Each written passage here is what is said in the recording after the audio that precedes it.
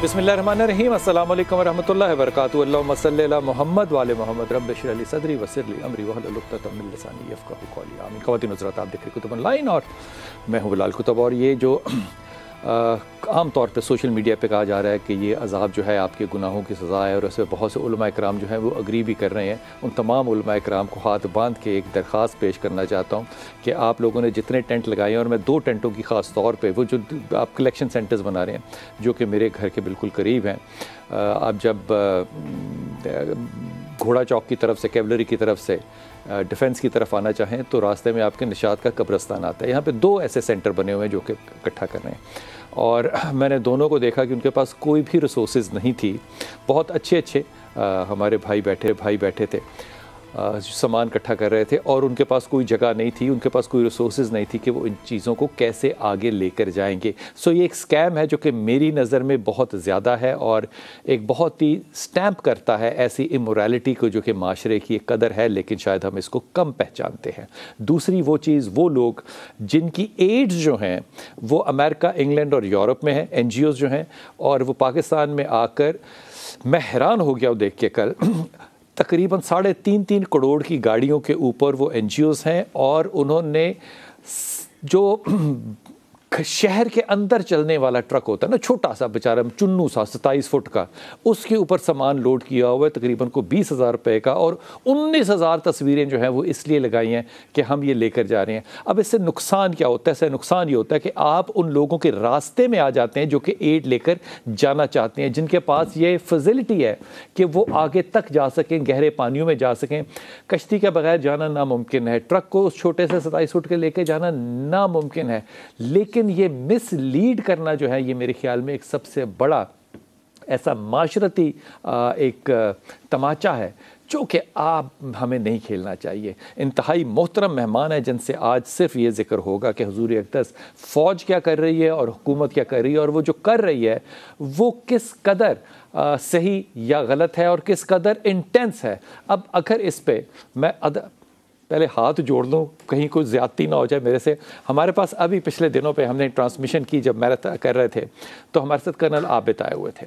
हुकूमत का मौक़िफ़ था कि जनाब पता नहीं था, कराची की हमारी बहुत सी ऐसी ख़वातीन थी जो कि शामिल हुई प्रोग्राम में, उन्होंने कहा जी पता नहीं था कि क्या होना है क्या होना। उन्होंने कहा कि जनाब मेरा बेटा जो है वो 1.5 महीने से घर नहीं आया, क्योंकि वो आर्मी ने डिप्लॉय किया हुआ है आगे फील्ड में, क्योंकि उनको पता था कि ये होना है। अब 1.5 से 2 महीने से जो बच्चे घर पे नहीं आए, वो क्या सिलसिला होगा। लेकिन ये एक फुटेज देखिए कि ये हेलीकॉप्टर किस कदर डेंजर जोन के अंदर अपने आप को डाल के इस जान को बचा रहा है। ये देखिए, फिर मेहमानों से बात करते हैं।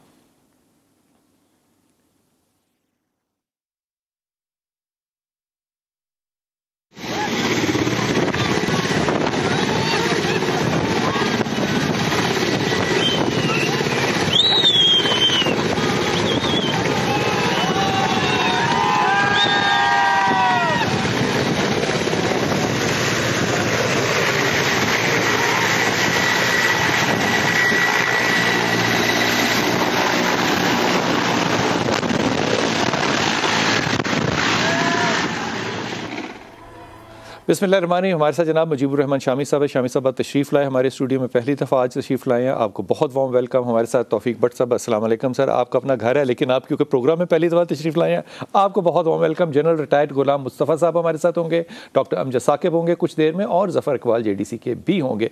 मुजीब साहब, ये जो हेलीकॉप्टर आपने देखा, मैंने इसको कहा कि ये बड़ा ही इसने रिस्क लिया है। रिस्क इसलिए लिया कि हेलीकॉप्टर हवा नीचे फेंक रहा है, नीचे से पानी चल रहा है और मिट्टी कच्ची है। जो पायलट है ना, ये कोई रॉकेट साइंस पायलट ही होगा जो कि इस प्रेशर में मेंटेन करके उसकी बॉडी को स्टेबल रख सकता है। अब एक तरफ हम ये सेक्रीफाइसेस देखते हैं, दूसरी तरफ हम देखते हैं कि आपके यकीनन वो अच्छे जानने और दोस्तों में से होंगे, वो पानी में बैठ के कहते हैं कि जनाब मुझे इटली याद आ रहा है, देखिए ये क्या बात है। एक आपके दोस्त हैं वो जो पैसों को यूँ पकड़ के रखा है कि 50 का अगर दूसरा नोट साथ चला गया तो कुछ शरई जो ज़ाब्ते हैं वो शायद हलाल और हराम के तकसीम ना हो जाए। ये इतना मजाज का जो तकसीम है, ये हर्ट नहीं करता कि हमारे जो हम हर्ट ना फील करें इस बात पे? नहीं करता तो है, और फील भी करना चाहिए। आपने अभी जो तवज्जो दिलाई है, अब देखें, ये होना तो चाहिए कि कोई एक सेंट्रल कमांड हो जिसके अंदर ये सारा काम हो रहा। अगर आर्मी जिम्मेदारी संभालती है, आर्मी के सपोर्ट किया जाए। हाँ। अगर आर्मी और सिविल वाले मिलके, जैसे अभी कहा है, ये डिजास्टर मैनेजमेंट जो है, यानी CNOC के वो क्या बनी थी तो कोरोना के अयाम में, उसकी तर्ज पे एक NCOC जो बनी थी, NCOC, उसकी तर्ज पे एक मैकेनिज्म बनाया जाएगा और वो बड़ी इफेक्टिव थी। ठीक है ना। हाँ। तो अब हो ये रहा है कि पहली बात तो आप यानी चंदा मांगने के लिए चीज़ें इकट्ठे करने में देख रहा हूँ जगह जगह लोग बैठे हुए हैं, हथियार जमा कराएं, चीज़ें जमा कराएं, वो कहाँ लेके जाएंगे, कहाँ लेकर और कैसे लेकर जानी है, मैकेनिज्म क्या होगा? तो होना तो ये चाहिए कि कोई अथॉरिटी ऐसी हो जो आपको इसके लिए इजाज़त दे जी कि आप टेंट लगा सकते हैं। हाँ। आप चीज़ें इकट्ठी कर सकते हैं। हाँ। ताकि फिर उनको ले जाया जाए। देखिए, जो तबाही है वो इतनी ज़्यादा है, अनबिलीवेबल, और इतनी फैली हुई है। देखिए ना, यानी पानी जो है पूरे, आप जगह जगह एक घर जो है फंसा हुआ है, एक गांव फंसा हुआ है पानी के अंदर। अब लोग कहाँ जाएं? वो छतों पे बैठे हुए हैं, उन्हें सामान छतों पे रखा हुआ है, नीचे पानी है, और उसके बाद उनके अपने जो मवेशी हैं, ढोर डंगर है, वो लेके कहाँ जाएं? यानी ये भी एक बड़ा मसला है। जहाँ पानी 14 फुट है वहाँ 10 फुट की छत पे बैठ के वो करेंगे क्या? तो ये अब सारी चीज़ें जो है, मैंने तो इतनी अफरा तफरी जो है ना, मैंने अपनी पूरी ज़िंदगी में नहीं देखी। अफरा तफरी 2005 में थी? अफरा तफरी नहीं, इस तरह नहीं थी। 2010 में थी? नहीं थी। देखिए, एक ऑर्गेनाइज तरीके से आप काम कर रहे थे। एक यानी अब मैं देख रहा हूँ सूबाई हुकूमत अपने तौर पे लगी हुई है, वफाकी हुकूमत अपने तौर पे लगी हुई है, सियासी जमातें अपने तौर पे लगी हुई हैं, गैर सियासी भी अपने तौर पे लगी हुई हैं। एक दूसरे से कलाम करने को तैयार नहीं है। हाँ। यानी वफाकी हुकूमत और सूबाई हुकूमतें आपस में बैठने को तैयार नहीं है। चीफ साहब, हम गम में इकट्ठे नहीं हो सकते? ये पहली दफ़ा ऐसा हुआ है। मेरी पूरी ज़िंदगी में ऐसा नहीं हुआ कि पहली दफ़ा मैं देख रहा हूँ कि गम की घड़ी में भी हम इकट्ठे नहीं है जो है हमारे अंदर गए। लेकिन इसमें सक्सेस स्टोरी है भट्ट साहब, सक्सेस स्टोरी ये है, ये मैं आपको ना दिल की गहराई से बात कह रहा हूँ। जब वो हमारे बच्चे आते हैं ना, सरों पे टोपियाँ कपड़े पहन के, उनमें से एक बच्चे को तो मैंने देखा, हमारे रिपोर्टर जिनको मैं बच्चा अपना कह रहा हूँ, वो रो पड़ा। उसने कहा ये कमाल है, एक अमीर आदमी अपनी 2 मरले की ज़मीन बचाने के लिए सारे गांव को डुबो रहा है और अपनी उसने बंद बांध लिया। ये क्या मुसीबत है, ये क्या हम युगंडा में आ गए हैं, ये क्या प्रॉब्लम क्या है? लेकिन जितनी डेप्थ में ये बच्चे गए हैं, क्या अजब नहीं लगती ये बात कि उतनी डेप्थ में जाके हुकूमत को हम अवेयर करें एज आ मीडिया के जनाब यहाँ पे मसला है, और उसके बाद वो वहाँ पे एक्शन टेक हो? ये कोई मतलब ये कोई निज़ाम है कि मीडिया बता रहा है हुकूमत को कि जनाब यहाँ पे आए मदद करने के लिए, और फिर हम कहें जी इसकी वजह से डिप्टी कमिश्नर साहब या मिनिस्टर साहब यहाँ पे पहुँचे? आपके पास भी तो कोई सेटअप होगा ना, कोई मैकेनिज्म होगा ना, कोई जज्बा होगा ना। ये प्राइड तो देता है बात। देखिए, हाँ, अभी जिस तरह शामी साहब ने कहा है, ये बहुत बड़ा अलमिया है कि फ़र्स्ट टाइम ऐसा हो रहा है कि गम और मुसीबत की और आजमाइश की इस घड़ी में भी हम लोग तकसीम हैं। ये फर्स्ट टाइम ऐसा हो रहा है। ज़लज़ला जब आया था 2005 में, उस वक्त पूरी दुनिया ने देखा कि नाकाबिले, यानी उस वक्त हमें जो एक कुछ लोग हमारी कुछ खराबियों की वजह से एक हजूम करार देते थे, तो हम जो उस वक्त इकट्ठे हुए तो लोगों ने कहा कि वाकई हम एक जो हैं वो कौम है। इसी तरह 2010 में जो सैलाब आया, उसमें भी हमारा ये रवैया नहीं था जो कि अब है। तो अब तो एक अजीब सी फिज़ा है और हम बिखरे हुए, टूटे हुए। एज ए जर्नलिस्ट व्हाई, क्यों? देखिए, मैं ये समझता हूँ कि ये बड़ी बदकिस्मती है कि पाकिस्तान में जहाँ पे दूसरे शोबों में तबाही हुई और पिछले 4-5 सालों में तो उसकी इंतहा हो गई, वहाँ पे हमारा जो एक हमारे अखलाकी रवैये जो थे वो भी बिल्कुल कोलैप्स हो गए। यानी जो एक लोगों के दुखों में शरीक होने का जज्बा था, जो एक शर्मो हया थी अपने बुज़ुर्गों की, इवन अपने दीन के साथ जो हमारा लगाव था, जो हमारी मोहब्बत थी, वो सारी की सारी जो है वो उसकी तनाज़ली हुई, वो पीछे की तरफ गई। मैं आपकी बात को बढ़ाता हूँ भट्ट साहब आके, ये मैं माफ़ी के साथ कह रहा हूँ, मैं माफ़ी आप लोगों से भी मांग रहा हूँ और मैं उलमाए कराम से भी माफ़ी मांग रहा हूँ। ये जो मैं दो बातों का जिक्र कर रहा था, ये निशात के कब्रिस्तान के सामने जो थी, वहाँ पे लोगों ने पकड़ के उनको पता चला कि ये तो 2 नंबरी हो रही है, तो उन्होंने एक आदमी की जो दाढ़ी थी वो काट दी सज़ा के तौर पर, जैसे वो काला मुँह करते थे। तो उनमें से एक शख्स ने फ़ोन किया, उसने कहा देखें जनाब, क्या इस मुल्क के अंदर ज़माना आ गया, अब आप शरई काम जो हैं उनके ऊपर भी लोग जो हैं वो इस तरह उसकी दाढ़ी काट दी, इसके ऊपर FIR लिखवाइए, बिलाल साहब आप हमारे साथ चलें।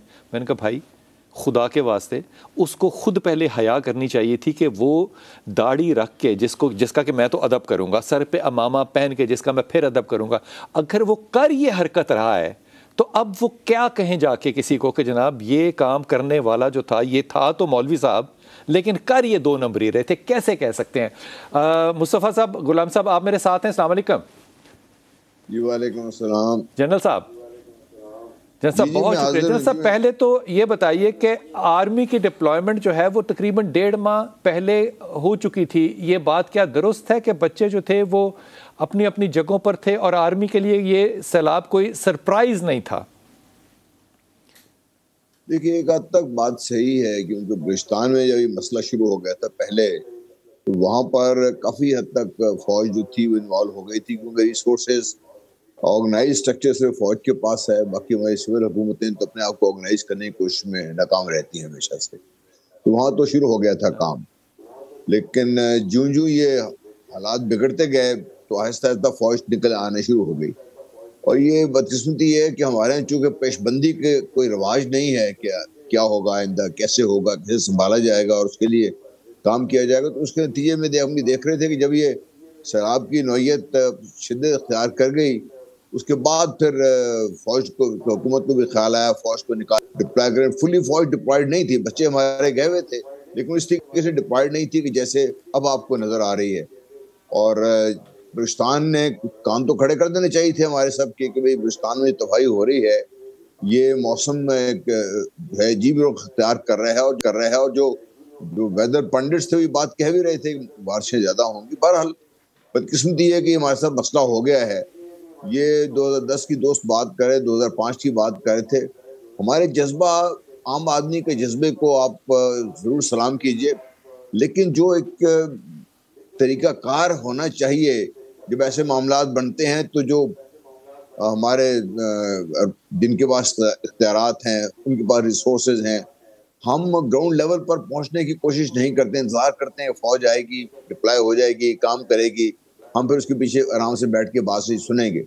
जहाँ जहाँ सिविल एडमिनिस्ट्रेशन ने आगे बढ़ के काम किया है, वहाँ पे बड़ी कामयाबी से लोगों ने इन चीज़ों को हैंडल किया है। नौशहरा में वो एक हमारी बेटी थी, मैं असिस्टेंट कमिश्नर वहाँ पे, जिस तरीके से देख रहे थे हम उसको, विजुअल्स आ रहे थे, बड़ा इंप्रेसिव था कि लोगों को उसने घरों से जाकर जबरदस्ती भी निकाला, पुलिस के साथ निकाला कि भाई पानी आ रहा है, आप डूबने का खतरा है, आपका निकलिए बाहर इससे। बहरहाल बदकिस्मती है हमारी ये। और अब भी अगर हम वो जो सो कॉल्ड एक रिव्यू होता है, जब एक मसला हो गया वो कैसे हमने हैंडल किया, कैसे उसको आगे जाके आइंदा अगर ऐसा हुआ तो कैसे हम करेंगे, वो करने को तैयार नहीं। इख्तियारात की जंग चलती रहती है।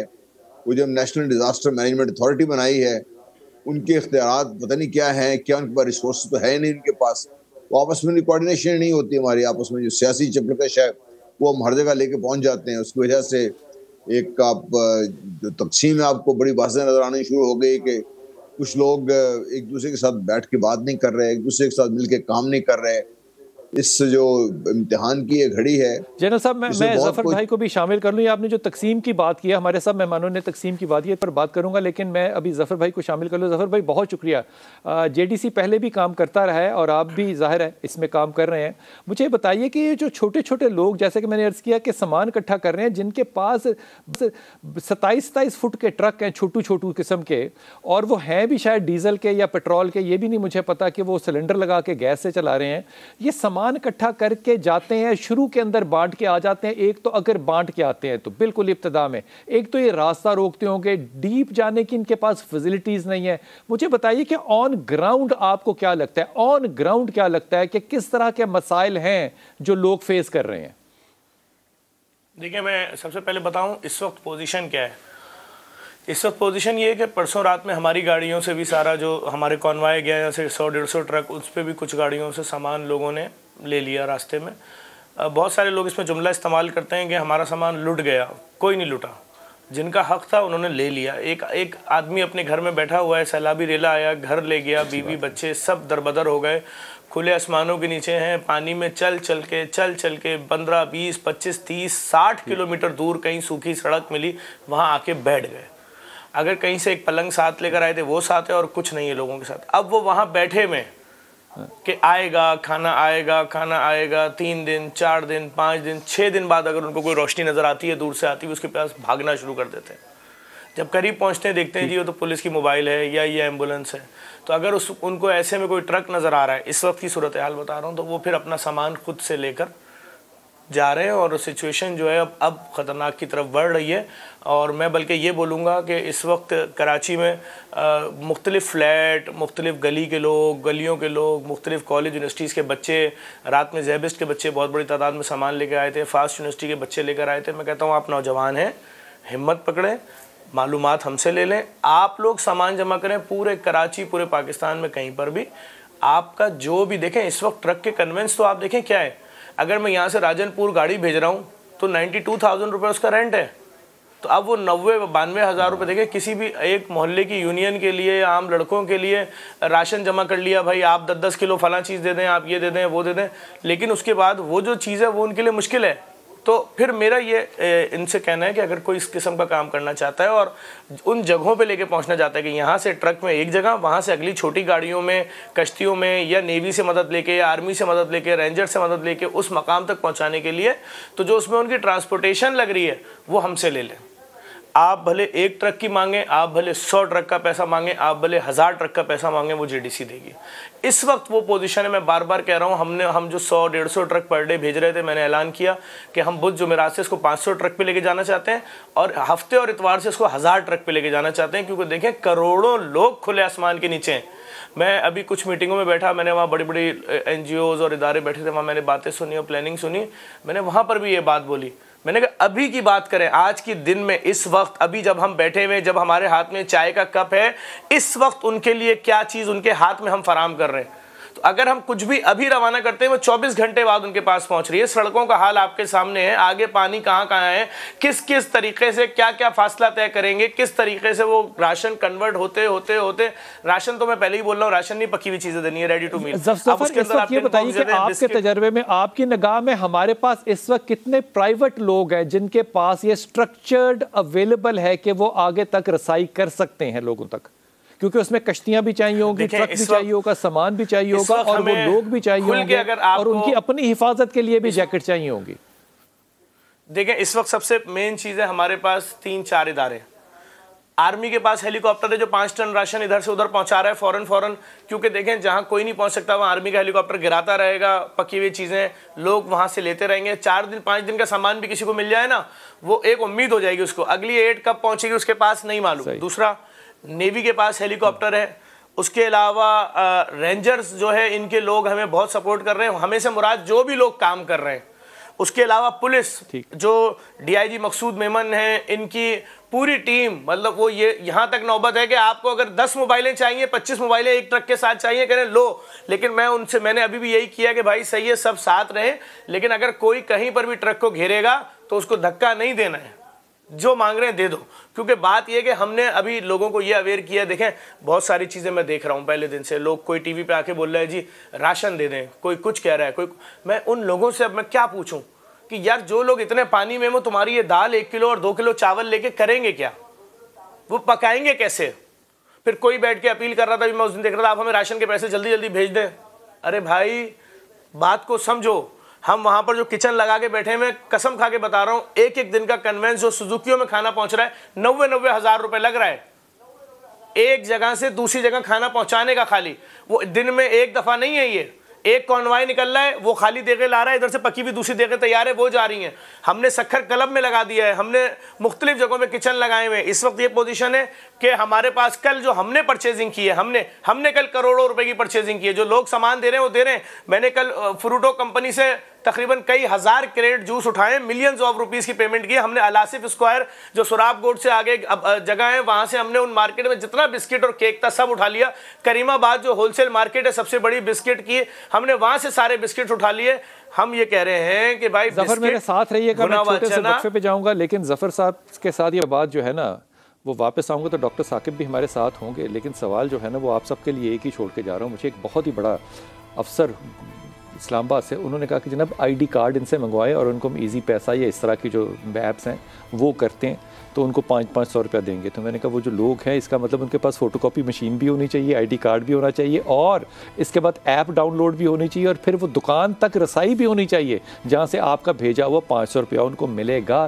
खुदा के वास्ते अगर आप कुछ कर नहीं सकते तो कम से कम एक गरीब और भूखे आदमी का तमस्खर ना उड़ाइएगा। अब मैं आपसे वापस आके ये हरगिज़ नहीं कहूँगा कि हज़रत उमर ख़त्ताब के जो 80-82 जो अदारे थे और आप कहते हैं कि 3/4 वो दुनिया के हिस्से पे हुकूमत करते थे, तो भाईजान यहाँ उमर की मोहब्बत आपकी जो है वो आड़े क्यों नहीं आती कि आप ईमानदारी से वो निज़ाम चला सकें जो हज़रत उमर ख़त्ताब राइज करके गए थे। वक्फा लेती वापस आते।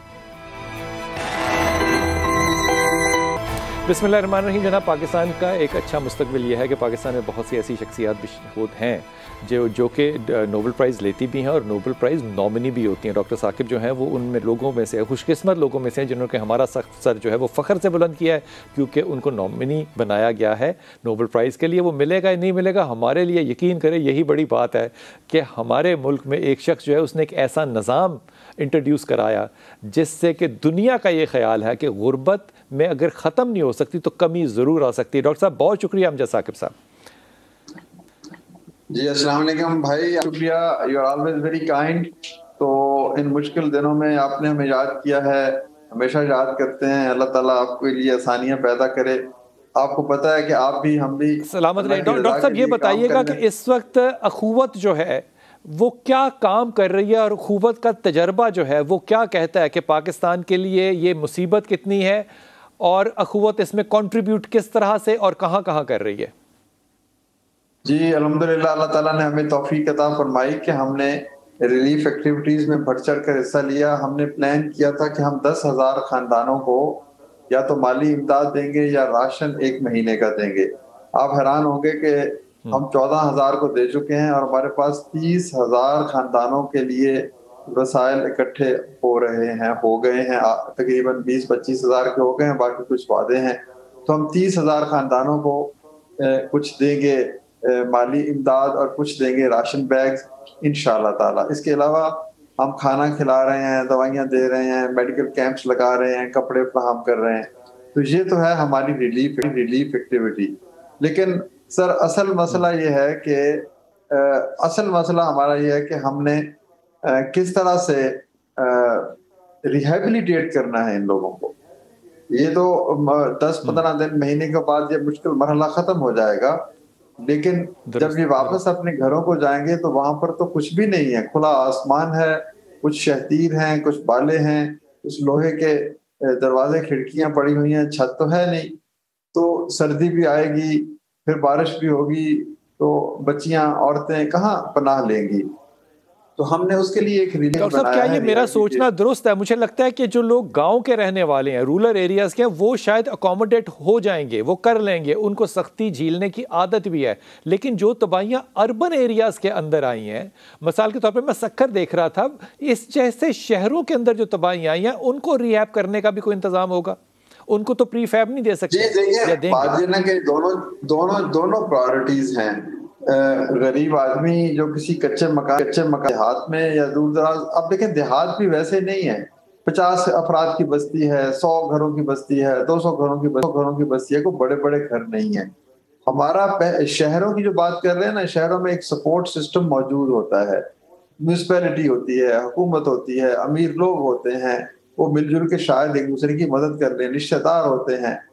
ये जो बस्तियां उजड़ी हैं 100-100, 50-50 घरों वाली, ये कच्चे घर हैं, इनके लिए कुछ भी नहीं है, इनके मवेशी भी बह गए हैं, इनका कारोबार भी नहीं है, इनकी खेतियां भी डूब गई हैं। तो हमारी अव्वल तरजीह ये लोग हैं पहले कि जिनको, अच्छा मुझे एक बच्चे ने वहां से बलूचिस्तान से डेरा बुगती से फोन करके कहा, अपना मुझे मैसेज भी भेजा कि मेरे घर गिर गया है, सिर्फ मुझे 40,000 रुपए मिल जाए तो मैं अपना कमरा दोबारा बना लूंगा, क्योंकि शतीर और बाले मौजूद हैं। और 70,000 रुपए मिल जाए तो मैं पूरा घर ही, कमरा ही अपने 2 बना लूंगा, जिसमें मेरा पूरा खानदान जो 5-6 अफराद पर मुश्तमिल रह लेगा।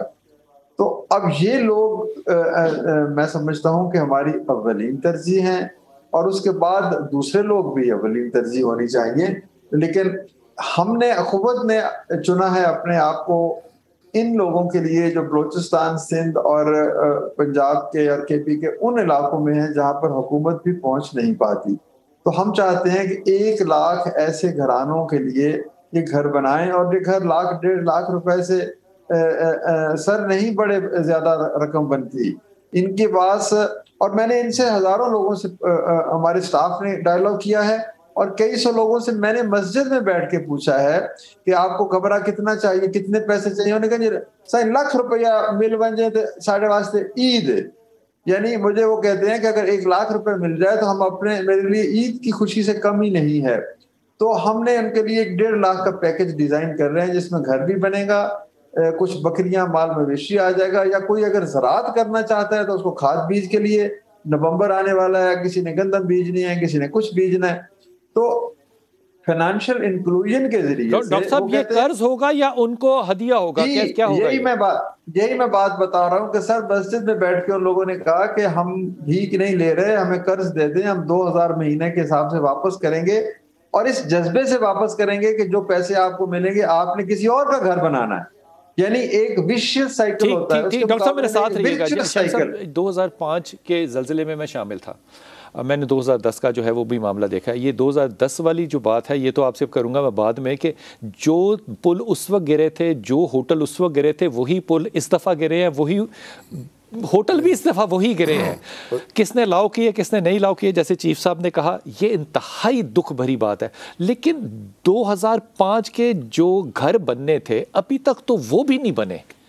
तो ये जो बात की है डॉक्टर साकिब ने कि जनाब जहाँ तक हुकूमत नहीं पहुँच सकती वहाँ तक हम पहुँचेंगे, ये बात आप कैसे टेक लेंगे इस पे?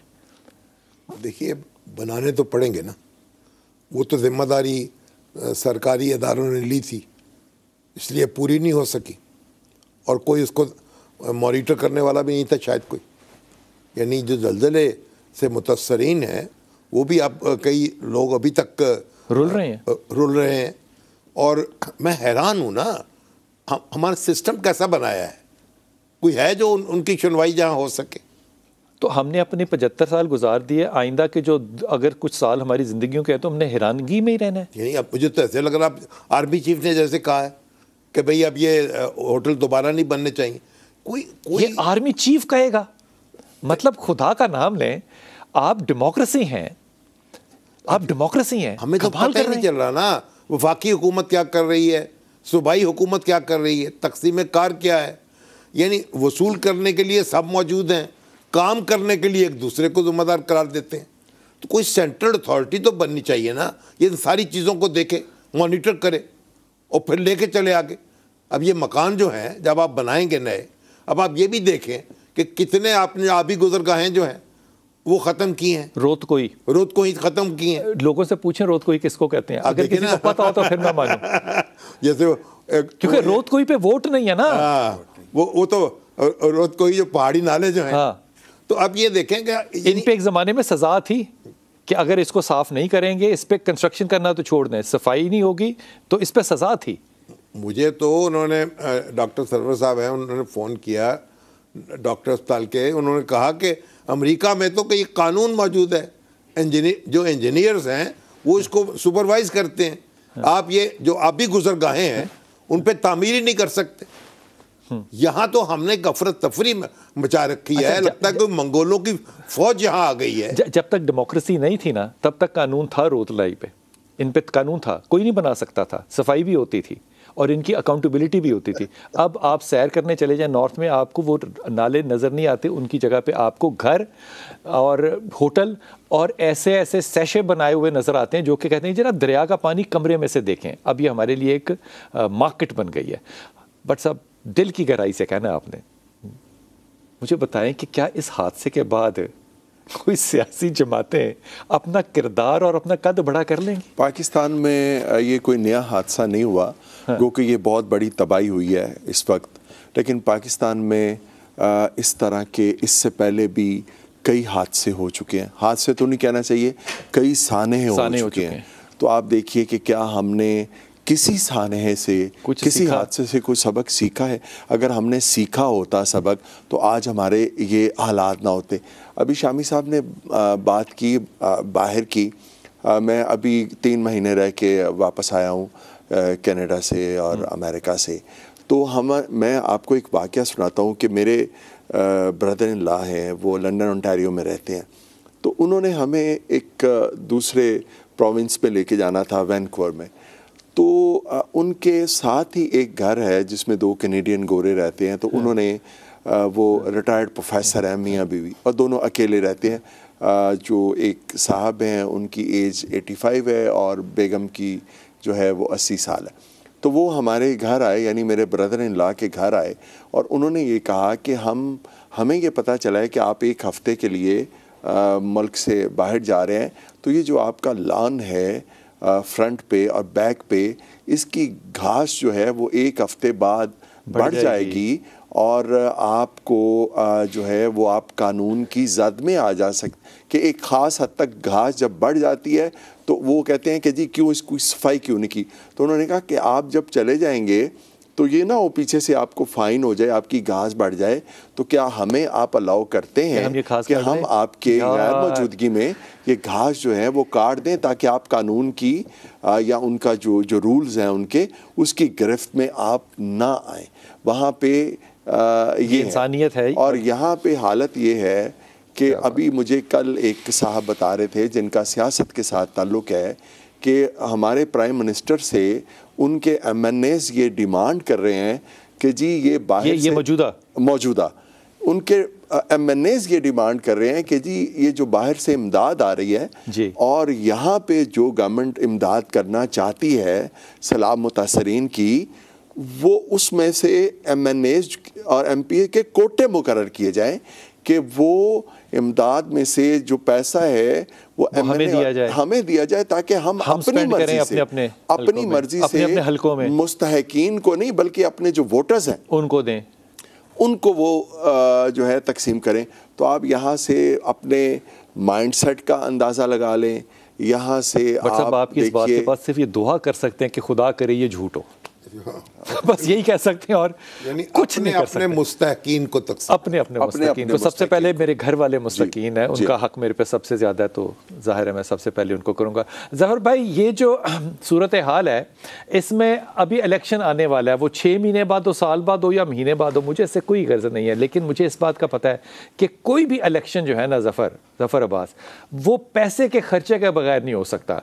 क्या ये मुमकिन नहीं है कि ये सारे रियासतदान, ये सारे सियासतदान जो है, ये कुछ फ़ीसद पैसे जो इन्होंने इलेक्शन पे जीतने हैं, ये अल्लाह वास्ते दुआ लेने के लिए ये आपको दे दें कि जनाब ये हमारा हिस्सा ये है, ये हमारे हलकों में या हमारे हलकों वालों को या किसी भी इंसानियत के बलबूते पे ये उन लोगों तक पहुंचा दिया जाए।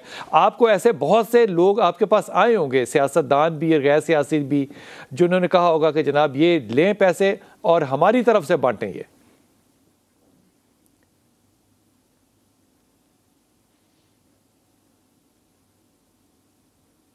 ज़फ़र अब्बास भाई। जी सर।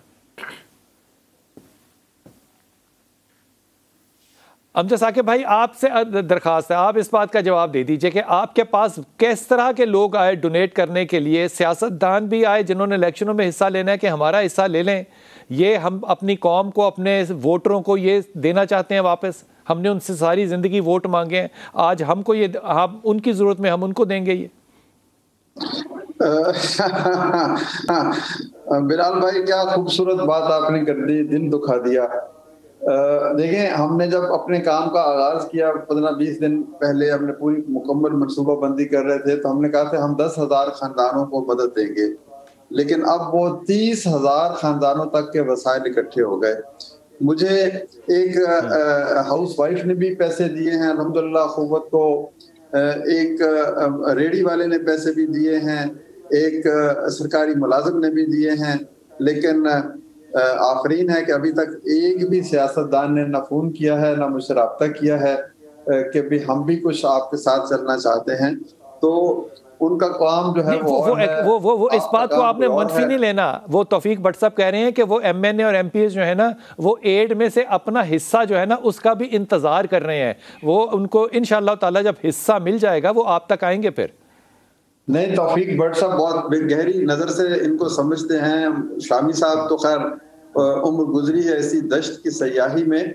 आप उनके ऐसे सवाल उन्हीं को बुला के पूछें। हमसे तो आप सिर्फ ये पूछें कि दुख कितना गहरा है और मैं क्या कर रहा हूँ, हम क्या कर रहे हैं, अवाम जो सिविल सोसाइटी है वो क्या कर रही है। बस मैं आपके तवस्सत से ये दोनों साहबान जो बैठे हैं और हमारे तीसरे मेहमान, मैं ये कहना चाहता हूँ कि आने वाले दिन बहुत मुश्किल हैं। ये लोग जब अपने घरों को जाएंगे तो फिर जो भूख का और बेबसी का अजदहा मुंह खोले हुए इनका जो मुंतजर है ना, वहां पे छत नहीं है, मुझे उसकी फिक्र है। और वो एक इकोनॉमिक डिजास्टर होगा कि अगर ये लोग खेती ना बीज सके, ज़राअत ही ना कर सके, गंदम भी ना बो सके, तो फिर आपके लिए कितनी बड़ी मुश्किलात होंगी। तो हमें हुकूमत पर हम एतराज़ नहीं करते, जो कर रही है करती चली जाए, वो उसकी जिम्मेदारी है। हमें लेकिन ये ज़रूर कहेंगे कि हुकूमत को चाहिए कि वो एक वसीउ नज़र होकर एक बहुत बड़ा डायलॉग का आगाज करे, एक सोशल मूवमेंट का आगाज करे जिसमें NGOs भी हों, सिविल सोसाइटी हो, जिसमें उलमाए कराम हो, जिसमें डॉक्टर साकिब शामी साहब भी यही कह रहे हैं कि इसको कहीं डायलॉग को शुरू करें और सेंट्रलाइज करें इस बात को, और कहीं पता चले कि कहाँ आ रहा है कहाँ जा रहा है। लेकिन मतलब ये कहते हैं ना तंज के तौर पे कि किधरे हो ही ना जावे है गल, वो डर लगता है कि कहीं मतलब कोई अच्छा नेक काम कर ही ना ले। लेकिन ये सारी नेगेटिव बातों के बावजूद यकीन कीजिए, मैं ज़ाती तौर पे इस बात की गवाही दे रहा हूँ कि लाहौर के अंदर ऐसे मुखय्यर हजरात और सियासत से भी जिनका ताल्लुक हो, वो लोग करोड़ों रुपया इकट्ठा भी कर रहे हैं और करोड़ों रुपए का सामान जो है वो आगे भिजवा भी रहे हैं, और ये कॉन्टिन्यूस प्रोसेस में भी हैं। उन लोगों को भी अल्लाह ताला जज़ाए खैर दे, और वो ऐसे लोग जो कि अपना नाम भी नहीं कर लेना चाहते। हमारे साथ गुलाम मुस्तफ़ा साहब हैं। गुलाम मुस्तफ़ा साहब, ये जो सारा सिलसिला है इसमें एक बड़ी अच्छी खबर जो फ़ौज की तरफ से आई वो साथ नहीं है। ज़फ़र साहब हमारे साथ है। ज़फ़र भाई आपकी तरफ आ रहा हूँ। ज़फ़र साहब भाई, मेरे ख्याल में इस वक्त एक ज़माना जो था वो ये था कि हम स्कूलों में थे तो 10-10 रुपए इकट्ठे करते थे हम सारे, और हम सामान इकट्ठा करते थे। मैंने अभी स्कूलों के बच्चों को नहीं देखा, आपने ज़ैबिस्ट के बच्चों का कहा तो मेरे जहन में बात आई। आपको नहीं लगता कि इस वक्त जितने भी रियासत के लोग हैं, सरकारी मुलाजिम हैं, फ़ौज ने तो खैर ये अनाउंस भी कर दिया कि हम अपनी जर्नैल जो है वो महीनों की तनख्वाह देंगे, और जो बाकी लोग हैं वो भी एक परसेंटेज दे रहे हैं। एज अ नेशनल यूनिटी हमारी रियासत को एक ऐसा प्लेटफॉर्म ईमानदाराना और इत्तमाद के साथ लोगों को प्रोवाइड कर देना चाहिए कि जनाब आप आएँ और ये क्रॉस द बोर्ड जो है इत्मीनान के साथ और इत्तमाद के साथ यहाँ ये होना चाहिए, चाहे वो JDC का प्लेटफॉर्म हो, चाहे वो सैलानी का प्लेटफॉर्म हो, चाहे जिसका भी प्लेटफॉर्म हो। अभी तक ये नहीं हो सका, NGOs भी आपस में इकट्ठी नहीं हो सकी, कोई एक प्लेटफॉर्म नहीं, इंडिविजुअल हेल्प हो रही है। क्या किसी वक्त में इस मुल्क में NGOs को एक प्लेटफॉर्म मिल सकता है?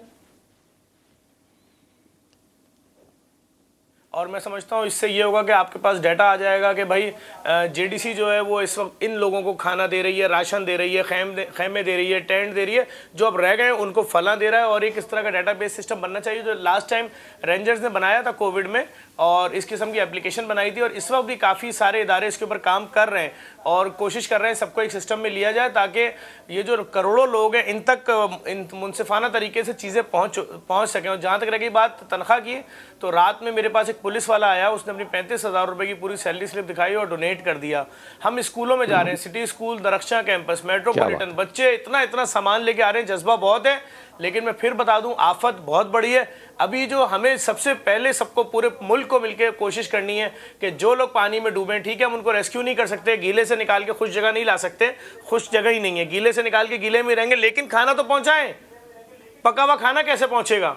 सबसे पहला मसला इस वक्त ये, इसके ऊपर बात होनी चाहिए, इस पर डिबेट होनी चाहिए, तरीका ढूंढे और उसी दरमियान वहां खाना पहुंचना चाहिए। मैं ये बात इसलिए बता रहा हूं, ये आपकी बात बहुत सही है। ये लोगों को समझाते हुए जो है ना, ये मैं थक गया हूं कि लोगों को ये एहसास नहीं हो रहा कि वो उनको खुराक तो देंगे, लेकिन वो खुराक जो है वो पकाएंगे कैसे। एक जुमला जो है ना हजूर आखिर में नसीहत के तौर पे कर दें कि इस वक्त हमें क्या करना चाहिए। नहीं, ये तो आपने जो फरमाया ना, ये कोई खाना ऐसा हमें बनाना चाहिए, यानी थोड़ी घी वाली रोटी बना दें, घी अंदर लगा के उसमें, ताकि जो ज़्यादा दिनों तक आपके काम आ सके। हम एक ज़माने में ये बचपन में ऐसा होता था, 2-2, 3-3 दिन की रोटियां इकट्ठी पक जाती थी। तो उस तरह की रोटी जो खुश्क राशन जो है, यानी खुश्क राशन पका हुआ जो वो लोगों तक पहुंचे। मीठे गुड़ वाले पराठे, गुड़ वाले पराठे बन सकते हैं, गुड़ वाली रोटियां, मिर्चों वाली मिस्सी रोटी बन सकती है, ताकि वो उन तक जाए और वो 2, 4, 5 दिन तक वो खाते रहे। वो करना तो आप हर वक्त तो पका के चीज़ें नहीं दे सकेंगे, दिन में तो दुआ भी करें कि अल्लाह ताला हमें समेत हमारी हुकूमत की हिदायत दे, हमें तौफीक दे कि हम देखें, हम कोई मरबूत कोशिश करें, यानी डुप्लीकेशन ना हो हमारे यहाँ। ये बहुत ज़रूरी बात है कि आप कैश किसको दे रहे हैं, एक तंजीम किसको दे रही है, दूसरी किसको दे रही है, कि तीसरी किसको दे रही है। तो ये भी तो हमें होना चाहिए ना, हर शख्स तक चीज़ पहुंच जाए जिसकी उसको ज़रूरत है। बहुत शुक्रिया इंतहाई मुख्तसर वक्त में, लेकिन एक बात अदब के हुकूमत को ख़ास तौर पर ना इस वक्त लोगों के साथ खड़ी होना चाहिए। तौफीक साहब, आपकी ये तवज्जो के लिए बात अर्ज़ कर रहा हूँ। पाकिस्तान में जो लोग बाहर से किसी को लोग मिसाल के तौर पे अभी हम बात करें, अभी हमें फ़ोन आ जाए कि बाहर से कोई शख्स कहता है कि जनाब मैं आपको $500 या $500 भेजना चाहता हूँ, वो मुझे नहीं भेज सकता। मुझे स्टेट बैंक कहेगा कि जनाब आप टेररिस्ट हैं, मैं नहीं ले सकता। आप आसानी पैदा करें कि बाहर से लोग इस मुल्क के अंदर ज़र मुबादला भेज सकें। अगर आपके निज़ाम में कोई ऐसी दहशत गर्दी आई थी तो आप उसको निपटें, लेकिन आप अच्छे काम के लिए पैसे आने के लिए लोगों के अकाउंट्स को बंद ना करें। मैं खुद इसका विक्टिम हूँ, लेकिन इसके साथ साथ ये कहना भी बहुत ज़रूरी है कि इस मुल्क में मुखय्यर हज़रात हैं जिनकी वजह से ही ये सारा निज़ाम JDC का हो या किसी का भी हो या साकिब साहब का हो, ये चल तो रहा है। अपनी दुआ में याद रखिएगा। अल्लाह आपको आसानी।